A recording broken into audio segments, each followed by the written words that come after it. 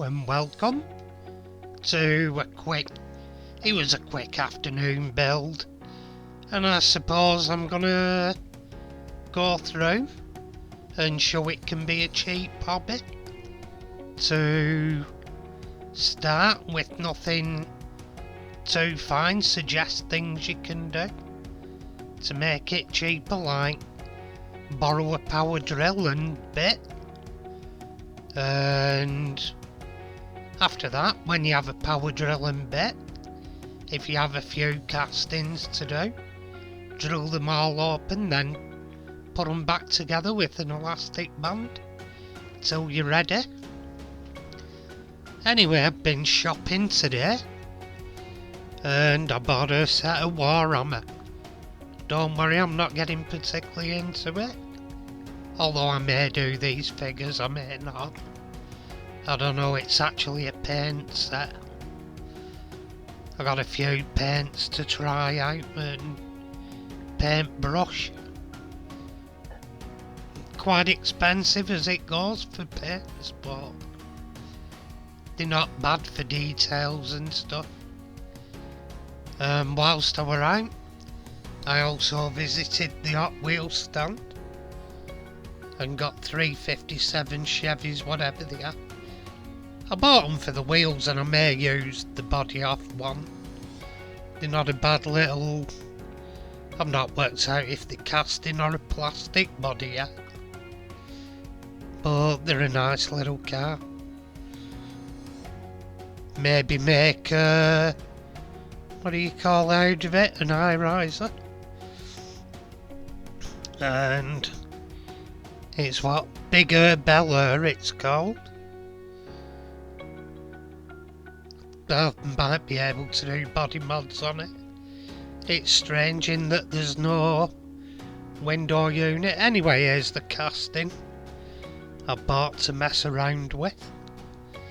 It's the Baja boneshaker, which looks pretty good, but it is what it is. It's a toy end of the day. But the brown plastic, it passes for muddy tyres, I suppose, for kids, but you wouldn't have them look like that in real life. It looks...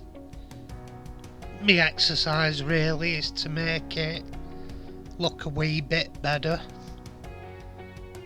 more prototypical, if you will. And here we are. It's quite a nice little model. And this is the starting point, you just drill it out. As I've said, if you're stuck, buy a drill. Stuck and you don't have a drill, borrow a drill.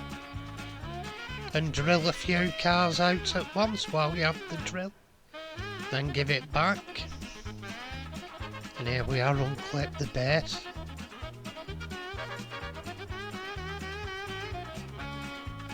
And that's that awful piece of. I'm keeping it, but it won't be brown for sure. And here I am, I'm drilling the post. It's got nice... This casting has nice big posts. But at this point, if you've drilled it okay to open it, you don't need to drill and tap it. You can just fix it back together with super glue. Or, if you've drilled it well, you can just clip the body parts together. Here I've got a pin vise and a drill. You don't need to do this, but I'm just opening the ends of the pipes out so they have holes into them instead of just blank plastic ends. Makes it look that little bit better. But to get away with it, if you're on a budget, a little dab of black paint in the end, and you've got basically a bit more depth to it. It looks a bit more prototypical. And here I'm drilling last pipe out till I start on the other side, obviously, and there's the look once it's done. Here I'm using some Tamiya clear blue to do the rocker covers. and you can get a few paint sets and whatever to help you out with these chrome bases. I suppose if you got the set of Green Stuff World inks, you can mess about with colours and perhaps a set of Vallejo colours, etc. Most paint companies do sets of basic colours. Hunt around on eBay and you'll get cheap enough sets of your basics. And don't be afraid to colour mix to achieve colours. That's another way you can save rather than going out and buying. If you have 3, 4 or 5 basic colours, it's amazing how far you can go to mixing other colours. You don't really need huge sets of paints. It is good to have them and you build them up over time, but it isn't necessary when you're starting out. And here I'm tapping the hole, as I've said, you don't have to do that. On a budget you can glue it back together, or if you've drilled it well, you can clip it back together. And on this one at first, if you're first starting, I didn't even bother stripping the body off, the paint off the body, because I like the paint that were on it. So I decided to keep that paint job. So it's quite a tidy paint job. Here I'm just silvering the wheels with Molotov pen after I've sprayed all the chassis black. And here with a Molotov pen again, I'm silvering the headlights. But even then, the Molotov pens are fairly expensive. So you can do very similar with perhaps Umbral number 11. Silver would do a very similar job. And here I'm painting over the bone skull at the front and the hands. I'm giving it a little bit of an off-whitey colour. It actually said white, but it's a bit of off-white rather than a full gleaming titanium white. And here I'm painting black on for the rear wheel.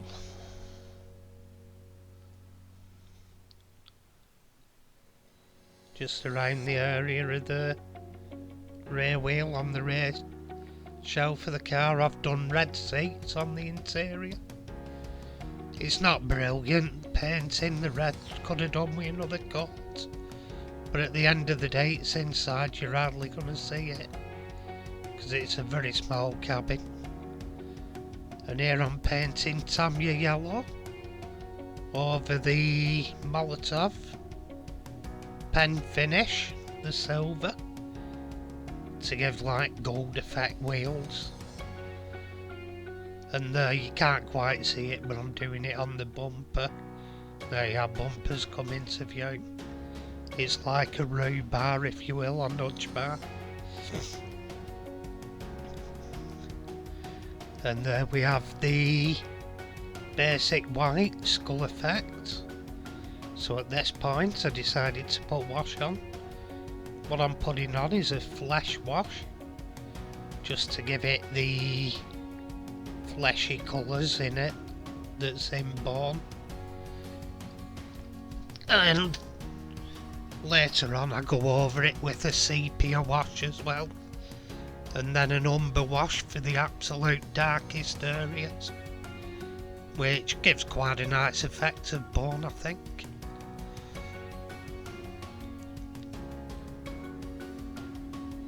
There's about 3 washes for the different causes I want on it. And there's about first wash. And here I'm rubbing on some weathering powders on the underneath, some Tamiya. Again, you don't have to spend a fortune on Tamiya weathering powders. You can go to an art shop, one of the cheaper discount art shops, and get a cheap discount set of dry pastels. What do they call them? Soft pastels like chalk. There I was putting a rust effect on. Now I think I'm dry brushing the wheels now, the tyres. They were black, and here I'm brushing on Vallejo dark rubber. Because really, if you look at them, a tyre is never really black. Unless they've just been valeted and painted. And even then they don't have a fully black hue.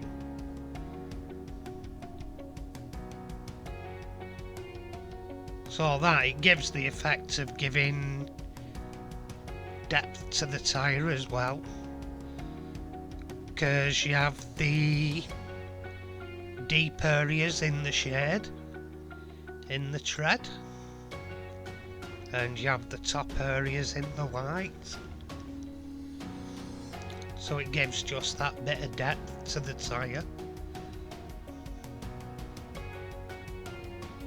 And there we are, just going off it again. And we'll come back to it anyway in a second. The clip's a bit longer than I thought. There we are, doing another one of the wheels. Just a bit off shot, it'll come into it in a sec. There we are, still dry brushing the... Then when I'd done the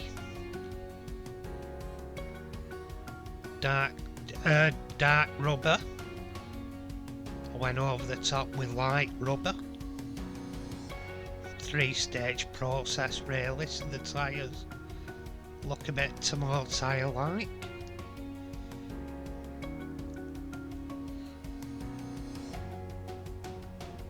And here what I'm doing, I've mixed a few different colours of Vallejo together to give a sandy look. I think I mixed about 2 or 3 colours to give the sandy look, just so I could splatter it over it.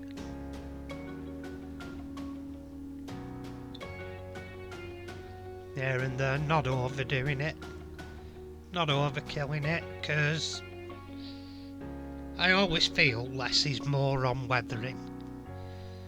You can do too much and go overboard.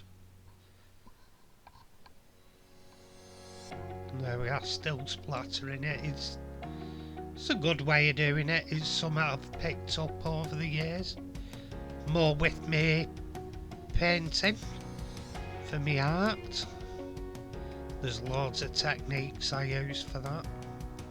And I'm just giving it a scrub over with a toothbrush, because there's not much on it now, so it's equivalent to dry brushing.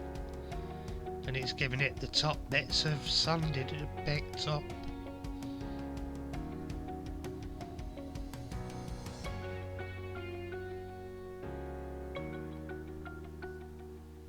And go around to the other side, get it all round. And here I'm just dabbing in the silver on the headlights at the front next to the skull.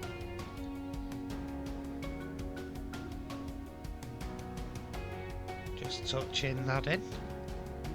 And as a reminder, here's what we set off with. The Baja boneshaker from Hot Wheels. It's quite a nice little model as it is. It caught my eye and I thought it'll give me a quick project for the afternoon to show people you can do things on a budget to improve these models. You don't have to go stripping all the paints off and threading and gluing and stuff. You can just do stuff like on Warhammer. Just do a bit of disassembly and painting just to improve it. And there we are. I think it's made a nice little job of it. Made it a bit more convincing. I think the skull's a nice touch rather than chrome. Done in the bone. It gives it a bit of extra depth and you can see the details.